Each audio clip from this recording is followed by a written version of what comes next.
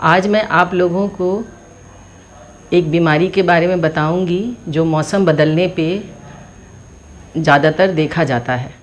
वो मौसमी बीमारी है एलर्जिक कंजंक्टिवाइटिस। सबसे पहले मैं ये बताऊंगी कि कंजंक्टिवाइटिस होता क्या है। कंजंक्टिवाइटिस कंजंक्टाइवा में होने वाले रेडनेस और इन्फ्लेमेशन को बोलते हैं, और जिसे आम भाषा में पेशेंट ये भी कहते हैं कि आँख दुखने आ गई है या आँख में लाली हो गई है। तो कंजंक्टाइवा क्या होता है? कंजंक्टाइवा जो है एक पारदर्शी झिल्ली होती है जो गुल्ले को, आईबॉल को कवर करती है। इसमें जब लाली आ जाती है या इन्फ्लेमेशन हो जाता है तब हम उसे दुखने आना कहते हैं, या टेक्निकल भाषा में कंजंक्टिवाइटिस कहते हैं। अब हमें ये जानना है कि कंजंक्टिवाइटिस कितने प्रकार का होता है। जो अमूमन मौसम बदलने पे गर्मी के मौसम में, स्प्रिंग सीजन में जो देखने को मिलता है वो कंजंक्टिवाइटिस दो तरह का होता है। एक तो एलर्जिक कंजंक्टिवाइटिस और दूसरा वायरल कंजंक्टिवाइटिस। तीसरा एक प्रकार और भी होता है बैक्टीरियल कंजंक्टिवाइटिस, वो देखने को कम मिलता है। तो आज हम केवल दो कंजंक्टिवाइटिस की बात करेंगे, एलर्जिक कंजंक्टिवाइटिस और वायरल कंजंक्टिवाइटिस। तो एलर्जिक कंजंक्टिवाइटिस क्या है और इसके लक्षण क्या है? एलर्जिक कंजंक्टिवाइटिस जो है ये भी तीन प्रकार का होता है। एक होता है सीजनल एलर्जी, और दूसरा होता है बच्चों में जो देखने को मिलता है अमूमन 7 से 12 साल की उम्र में, वो होता है वर्नल कंजंक्टिवाइटिस। तो सीजनल एलर्जी कंजंक्टिवाइटिस होता क्या है? सीजनल एलर्जी कंजंक्टिवाइटिस होता है एक विशेष मौसम में, ख़ास तौर पे स्प्रिंग सीजन में, मार्च के महीने में, जब मौसम ठंडा से गर्म होने लगता है। इसमें क्या होता है कि जो प्लांट्स होते हैं, पौधे होते हैं, इनमें पराग कण होता है जो हवा में तैरते रहते हैं। इस पराग कण से जो है कई लोगों को एलर्जी होती है। तो जब उनकी आँख पराग कण के संपर्क में आती है तो उनकी आँख में जो है लाली हो जाती है। लाली होने के संग इनके और भी जो है सिम्टम्स होते हैं वो इस प्रकार हैं। आँख में लगातार पानी बहता रहता है। आँख में फॉरेन बॉडी सेंसेशन होता है, ऐसा लगता है कि जैसे आँख में कोई चीज़ पड़ गई है। आँखें हमेशा चुभती रहती हैं। आँखों में जलन होती है, और रोशनी जो होता है, प्रकाश आँख में बहुत तेज़ लगता है, जिसे फोटोफोबिया कहते हैं।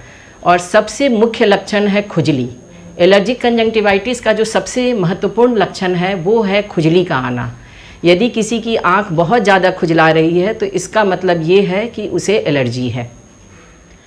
इसके बाद है दूसरी बीमारी जिसे बोलते हैं वर्नल कंजंक्टिवाइटिस, जो कि बच्चों में देखने को मिलता है। ऐसे तो ये थोड़ा बहुत पूरे साल बच्चों में पाया जाता है, लेकिन फिर ये मार्च के सीज़न में, स्प्रिंग सीज़न में ये बीमारी ज़्यादा देखने को मिलती है। इसीलिए इसका दूसरा नाम स्प्रिंग कटार भी है। स्प्रिंग कटार माने मार्च के सीज़न में लगातार आँखों का बहना, और ये बच्चों में मिलता है। बच्चों की जो उम्र प्रभावित होती है वो ज़्यादातर 4-5 साल की उम्र के बच्चे होते हैं, और लगभग जो है ये 15 साल की उम्र तक देखने को मिलता है। इस बीमारी में बच्चा हर साल ये बीमारी के लक्षण लगभग मार्च के महीने में उसे हो जाते हैं, और फिर बीच में वो ठीक रहता है। तो इसमें माता पिता ज़्यादातर इस बात को लेकर चिंतित रहते हैं कि हमारे बच्चे का क्या होगा। हर साल मार्च के महीने में इतनी ज़्यादा आँखें लाल हो रही हैं, और आँख से लगातार पानी बह रहा है, आँख में चुभन है, और इसके अलावे कंजंक्टाइवा में छोटे छोटे दाने बन जाते हैं जिसे हम बोलते हैं पैपिली। उस पैपिली की वजह से पेशेंट को लगातार जो है चुभन बना रहता है। तो इसमें जो एक तो ये सिम्टम्स की वजह से मरीज़ परेशान तो रहता ही है, और उसके संग मरीज़ के माता पिता भी, कि उन्हें अक्सर ये डर सताता है कि कहीं मेरे बच्चे की रोशनी तो नहीं चली जाएगी, इसका भविष्य क्या है, ये तो हर साल ही हो रहा है मेरे बच्चे को। तो वैसे लोगों से मैं यही कहना चाहूँगी कि आपको बिल्कुल भी घबराने की ज़रूरत नहीं है। जब हर साल आपके बच्चे को ये परेशानी हो तो आप अपने नज़दीकी किसी डॉक्टर को दिखाएं, और उनके परामर्श अनुसार दवाइयों का सेवन करें, और जब तक बीमारी के लक्षण हैं डॉक्टर के परामर्श के अनुसार उन दवाइयों को बच्चों की आँखों में आप डालते रहें। दवाई से ऐसा होगा कि आपका वो जो समर सीज़न है, जो गर्मी का मौसम है, वो आपका निकल जाएगा। और जैसा कि मैंने कहा कि जाड़े में इस बीमारी के लक्षण कम हो जाते हैं, लेकिन इस बीमारी में अक्सर ऐसा होता है कि हर साल ये बीमारी आपके बच्चे को होगी। तो यदि हर साल होती है तो हर साल फिर आपको यही प्रक्रिया दोहरानी है।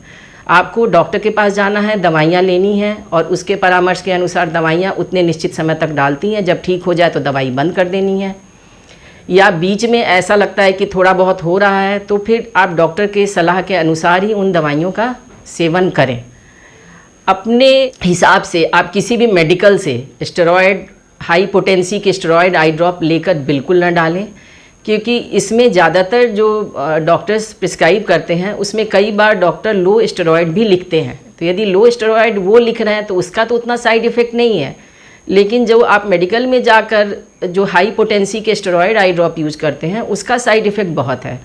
उससे क्या होगा कि आप लगातार उस दवाइयों का सेवन करते रहेंगे और आने वाले समय में आपके बच्चे में हो सकता है कि यंग एज में काला पानी हो जाए, सफ़ेद मोतियाबिंद हो जाए और आपको ये पता भी नहीं चलेगा कि मैंने इन दवाइयों का सेवन किया और मेरे बच्चे में यंग एज में ये बीमारी हो गई। तो उनके माता पिता से यही कहना चाहूँगी कि आप बिल्कुल ना घबराएं।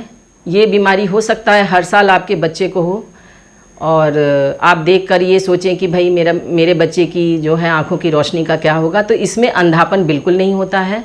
ये आपका बच्चा जो है हर साल इस मौसम में परेशान ज़रूर रहेगा, लेकिन जब ये बड़ा हो जाएगा 15-16 साल का तो बॉडी में इम्यून सिस्टम में कुछ चेंजेज आते हैं, जिसके बाद ये बीमारी जो है 100 में 90 बच्चों की ख़त्म हो जाती है। मतलब 90% बच्चे जो है ऑटोमेटिक क्योर हो जाते हैं। इसलिए आपको घबराने की बिल्कुल ज़रूरत नहीं।